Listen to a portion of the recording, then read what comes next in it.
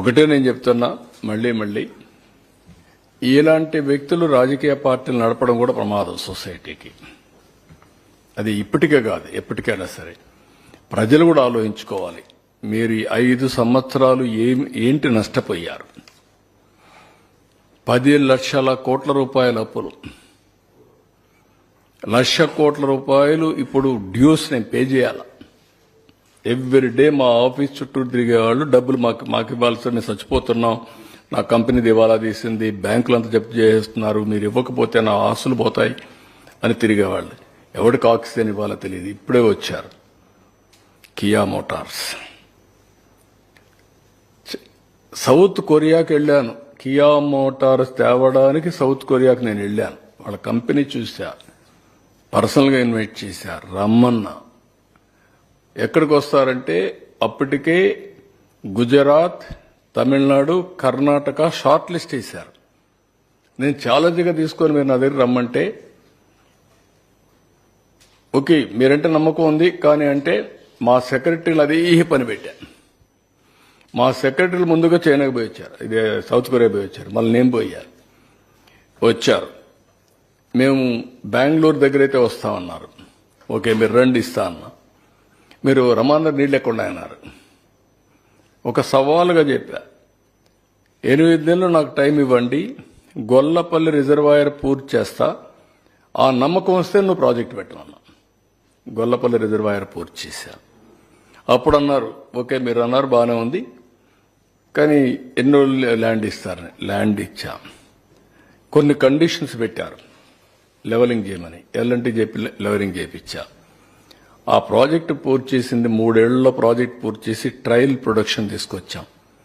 ఈరోజు 4,31,000 వెహికల్స్ ని ప్రొడ్యూస్ చేశారు ఈ సెంటర్ నుంచి. వాళ్లకు మనం ఇవ్వాల్సిన ఇన్సెంటివ్స్ 1,700 కోట్లు ఇవ్వకుండా ఎగ్గొట్టారు. Can you imagine? ఎవడన్నా వస్తాడండి? Is it governance?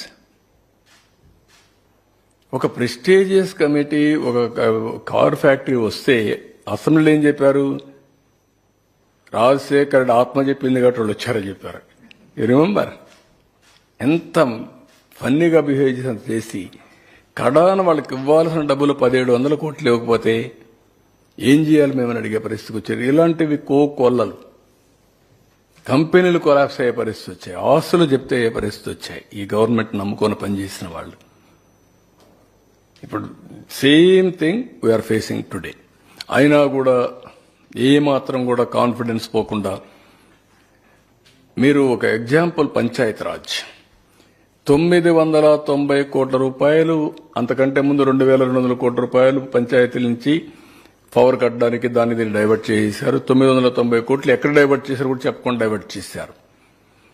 Finance commission డబ్బులు మేము ఇవ్వని గవర్నమెంట్ ఆఫ్ ఇండియా అడ్డం పెట్టారు.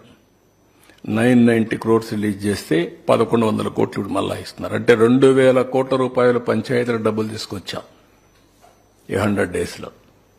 ఇలాంటివి అనేక డిపార్ట్మెంట్లలో వీళ్ళు డబ్బులు తీసుకొని డైవర్ట్ చేస్తే, నేను ఢిల్లీకి వెళ్తే నేను ఒక లిస్ట్ ఇస్తే వాళ్ళు కౌంటర్ ఒక లిస్ట్ ఇస్తున్నారు. ఏమని? మీరు ఇది చేయలేదు, మీరు డబ్బులు తీసుకున్నారు, యూసీలు ఇవ్వలేదు, మీరు డైవర్ట్ చేశారు, ముందు ఇది పరిష్కారం చేయండి, తర్వాత మీ విషయం మేము ఆలోచిస్తాం, అలాంటి మేమేం చేయలేమని.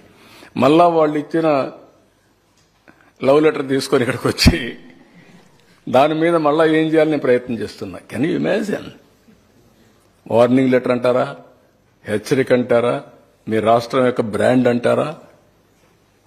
మీకు ఇవన్నీ విషయాలు మీరేంటంటే మీకు చిన్న విషయాలుగా కనపడొస్తాయి. This is where Andhra Pradesh brand is totally destroyed. ఒక్కడు లేడయ్యా ఢిల్లీ సెక్రటరియట్లో ఆంధ్ర నుంచి.